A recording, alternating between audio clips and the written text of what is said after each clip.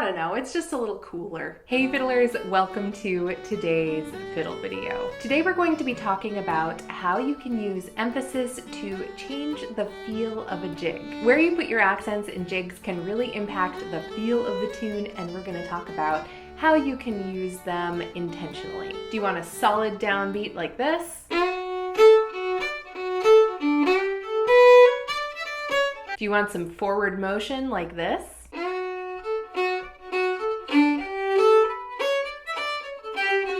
Or do you want it nice and smooth and lyrical like this?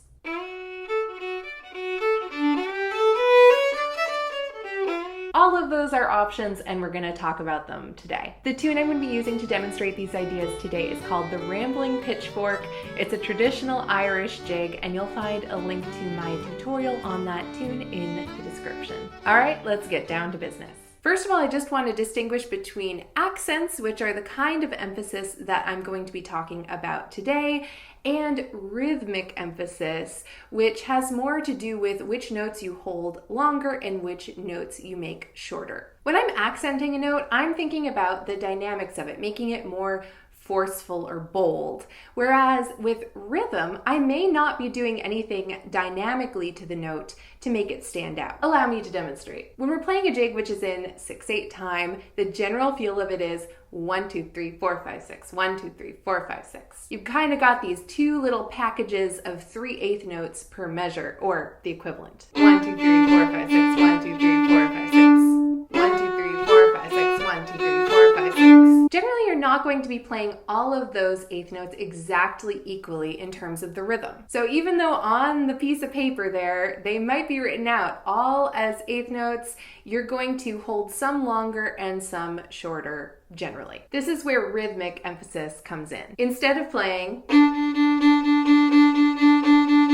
you're going to be playing 1, 2, 3, 4, 5, 6, 1, 2, 3, 4, 5, 6. 1, 2, 3, 4, 5, 6, 1, 2, 3, 4, 5, 6. So that 1 and the 4 are held just the teensiest bit longer, which gives it this sort of swung rhythm. In a way, you could think of that as emphasizing the 1 and the 4. But that doesn't necessarily mean you're going to be accenting them. When I'm accenting a note, I'm actually going to make that note louder, not just hold it longer. And that's what we're going to be talking about today. Here's what the Rambling Pitchfork would sound like without much in the way of accenting, but with that jig rhythm.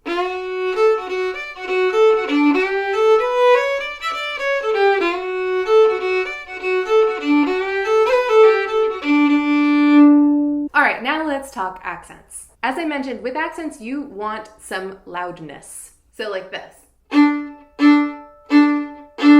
You might do that by kind of biting the bow into the strings a little bit with a little extra pressure on your pointer finger, or you might do it with a faster bow or a combination of both. Now, I want to preface this part of the show by just saying I don't like to use the same accent pattern all the way through a tune. It can get a little relentless. So generally you're going to want to mix them up a little bit. But let's start out by talking about option number 1, which is accents on the beat and on both beats in each measure. Here's what that would sound like.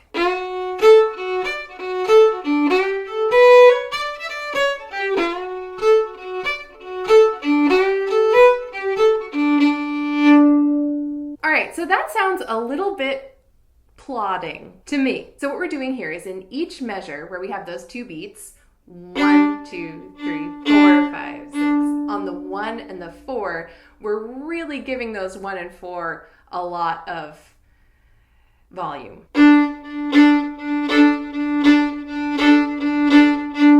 I think this is a pretty common way that people might think that they want to approach a jig, to put that emphasis on each of the beats. But as I mentioned earlier, you can kind of do that with the rhythm and have that as sort of an underlying feel for the tune. The accents can be layered on top of that. We don't need to really drill the beat each time it comes around. But some degree of this kind of emphasis can be helpful in a dance context, maybe a contra dance, where especially the first couple times through the dance, you might want to give the dancers a really clear sense of where the beat is, where they're going to be stepping. But you still probably don't want to play it quite as insistently as I did. Maybe a little more subtle like this.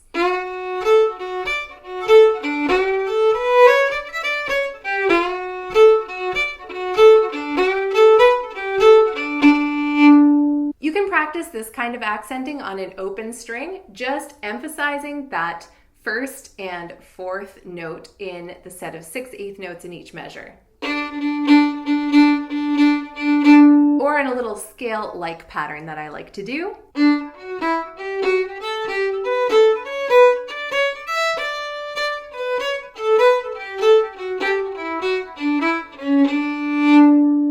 Option number 2 is to emphasize the downbeat, but only the first beat in each measure. Here's what that might sound like.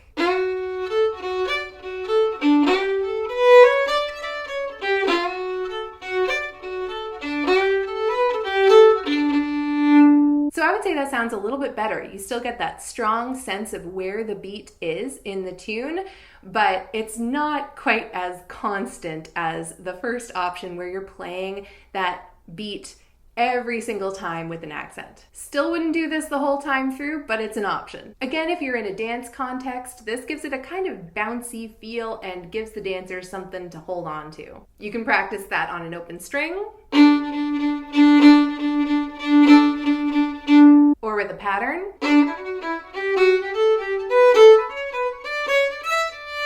Option number 3 is to emphasize the beat, but only the second one in the measure. Here's what that would sound like.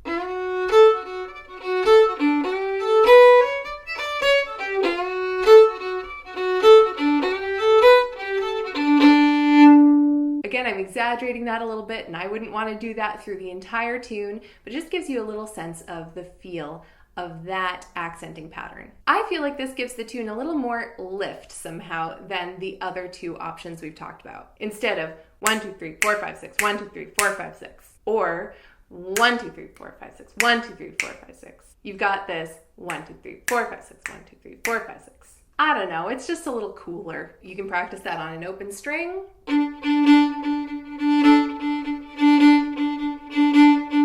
Or on that pattern I talked about.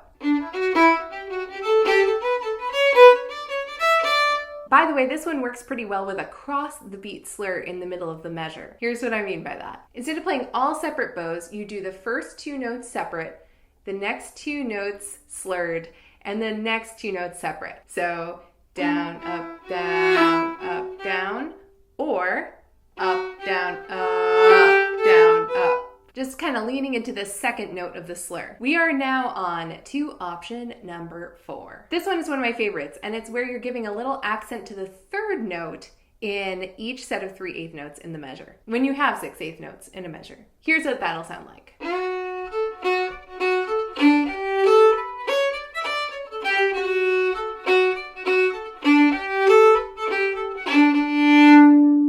This one really gives the tune some forward motion. I think it's because you're emphasizing the pickup note into the next beat, so it kind of pushes you forward into the downbeat. So in a set of 6/8 notes, you're going 1, 2, 3, 4, 5, 6, 1, 2, 3, 4, 5, 6.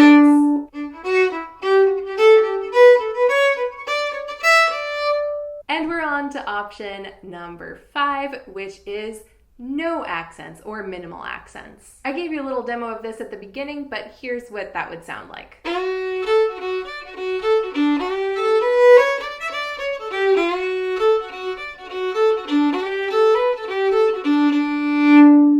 All right, so that is just a nice straightforward way to play the tune. It kind of just presents the tune to you without too many frills. It can sound a little bit smoother, less disjointed, and it doesn't necessarily mean no dynamic variation, because you still could have those longer arcs of the dynamics in the phrases.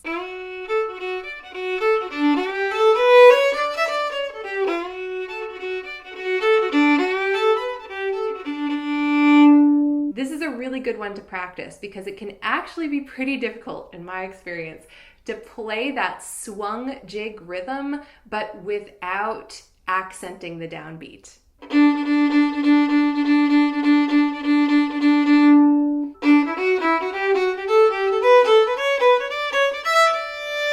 So I hope that all gives you an idea of how these different accents could change how the tune feels. And I'm going to try playing the A part a couple times through, just so you can hear how a mix of those would sound. The first time through the A part, I'm going to try using the patterns that really emphasize the beat. So that would be pattern 1, pattern 2, and pattern 3. The second time through the A part, I'll use patterns that aren't as strong on the downbeat. So pattern 4 and pattern 5. 1, 2, 3, 4.